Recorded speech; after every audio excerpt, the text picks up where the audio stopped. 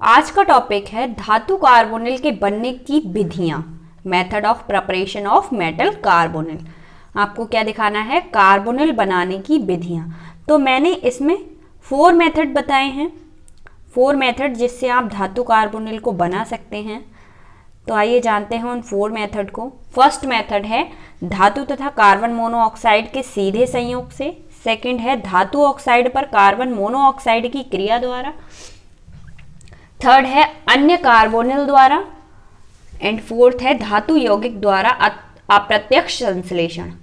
तो आइए जानते हैं फर्स्ट मेथड में 2 एग्जाम्पल्स दिए हैं मैंने। दोनों एग्जाम्पल्स के द्वारा जानेंगे कैसे बनाते हैं धातु कार्बोनिल। धातु तथा कार्बन मोनोऑक्साइड के सीधे संयोग द्वारा धातु लेना है आपको और कार्बन मोनोऑक्साइड किसका निर्माण करने हैं? कार्बोनिल। तो कार्बोनिल का निर्माण करने के लिए हमें कार्बन मोनोऑक्साइड तो हर मेथड में चाहिए ही चाहिए। तो कार्बन मोनोऑक्साइड और एक धातु लेना है। तो एक धातु हम क्या लेंगे? निकिल और कार्बन मोनोऑक्साइड सीधे संयोग द्वारा, मतलब इसमें कुछ नहीं करना है, सीधे संयोग करा देना है। इसका फर्स्ट मेथड में सीधे संयोग कराना है। तो हमने निकिल लिया, nickel plus carbon monoxide 4CO सामान्य ताप पर संयोग कराना है। सामान्य ताप कितना है? 40 डिग्री सेंटीग्रेड। प्राप्त क्या होगा? NiCO4। क्या मिलेगा? NiCO4। तो आइए देखते हैं इसकी थ्योरी। निकिल साधारण ताप व दाब पर कार्बन मोनोऑक्साइड से क्रिया करा के NiCO4 बनता है। फर्स्ट एग्जाम्पल हो गया, NiCO4 बनता है। सीधे संयोग करा दिया इसका, फर्स्ट मेथड का first example. In second example देखते हैं। सेकेंड एग्जाम्पल है जल कार्बन मोनोऑक्साइड को अपचयित आयरन पर 180 से 200 सेंटीग्रेड ताप पर तथा 50 से 200 वायुमंडल दाब पर प्रवाहित किया जाता है तो FeCO5 बनता है। अब इसमें साधारण ताप था, नॉर्मल टेम्परेचर था, वायु दाब भी नॉर्मल लिया था हमने। बट यहां पर क्या करना है हमें? जल कार्बन मोनोऑक्साइड को अपचयित आयरन, फर्स्ट ऑफ ऑल अपचयित आयरन के साथ कितने टेम्परेचर पे करना है? 180 से 200 तक, इतना ज्यादा टेम्परेचर लेना है। और जो वायुमंडलीय दाब है वो 50 से 200 के बीच में रहना चाहिए। अब प्रवाहित करना है, केवल प्रवाहित करना है, तो हमें प्राप्त होगा FeCO5। तो देखिए अपचयित आयरन और कार्बन मोनोऑक्साइड दोनों को प्रवाहित किया। टेम्परेचर 180 रखना है या फिर 180 से थोड़ा ज्यादा, 50 से 200 तक वायुमंडलीय दाब होना चाहिए। मिलेगा क्या? FeCO5। क्या मिलेगा? FeCO5। फर्स्ट मेथड धातु तथा कार्बन मोनोऑक्साइड सीधे संयोग द्वारा कंप्लीट हुआ। 2 एग्जांपल से ये कंप्लीट हुआ। अब आइए देखते हैं सेकंड मेथड। सेकंड मेथड में क्या है? धातु ऑक्साइड पर कार्बन मोनोऑक्साइड की क्रिया। कार्बन मोनोऑक्साइड है क्योंकि हमें कार्बोनिल बनाना है, धातु कार्बोनिल बनाना है, तो कार्बन मोनोऑक्साइड प्रेजेंट है। अब यहाँ पर धातु, फर्स्ट जो मेथड था उसमें क्या था? धातु था, यहाँ पे धातु ऑक्साइडों द्वारा, धातु ऑक्साइडों द्वारा। तो आइए फर्स्ट एग्जांपल देखते हैं। ऑस्मियम OS मतलब कहेंगे उसे कि ऑक्साइड की क्रिया उपचयित दाब पर CO से कराते हैं तो O5CO5 बनता है। Osmium OS oxide, osmium oxide O4 oxide, osmium oxide इसका नाम होगा। अब 9CO carbon mono oxide, mono क्यों? 9। अब कितना टेम्परेचर रखना है? 100 डिग्री सेंटीग्रेड। और वायु दाब कितना होना चाहिए? 50। क्या मिलता है इससे? OSCO5 plus CO2। इसे क्या कहेंगे? ऑस्मियम पेंटाकार्बोनिल। ऑस्मियम पेंटाकार्बोनिल। तो धातु ऑक्साइड पर कार्बन मोनोऑक्साइड की क्रिया कराने पर क्या मिल रहा है? Osmium pentachloride. ये था इसका फर्स्ट एग्जांपल। अब सेकंड एग्जांपल देखते हैं। सेकंड एग्जांपल में है रेहेनियम ReK ऑक्साइड की क्रिया उचित दाब पर CO से कराने पर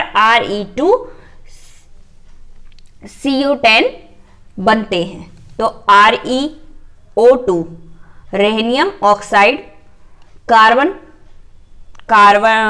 मोनोऑक्साइड कितने हैं 17, टेम्परेचर कितना है 750 डिग्री सेंटीग्रेड, वायुदाब 200। अब क्या मिल रहा है रेहनियम 2, ठीक है। CO10 यहां पर 17 है, CO10 यहां लिया हमने, अब यहां कितना बचा 7, कितना बचा 7, तो प्लस 7 CO2, O2 क्यों, क्योंकि यहां का 2 अभी बाकी था।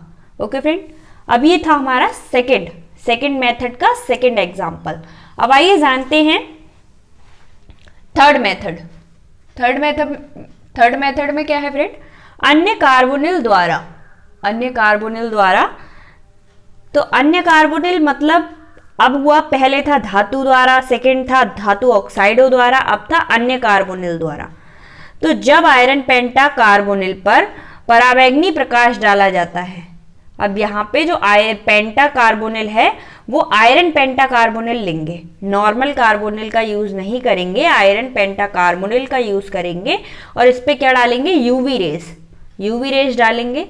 तब यहाँ कार्बन मोनोऑक्साइड का एक अणु त्याग कर FeCO9 बनाता है। अब जो कार्बन मोनोऑक्साइड है वो अपना एक अणु फ्री कर देगा, त्याग देगा, तो क्या बनेगा FeCO9 बनता है, जो गर्म करने पर विघटित हो जाता है। यहाँ FeCO9 बना, अब इसे भी गर्म करेंगे तो ये विघटित हो जाएगा तथा आयरन पेंटा कार्बोनिल और ट्राइमेरिक टेट्रा कार्बोनिल बनाता है। क्या बनाएगा पेंटा कार्बोनिल और ट्राइमेरिक टेट्रा कार्बोनिल।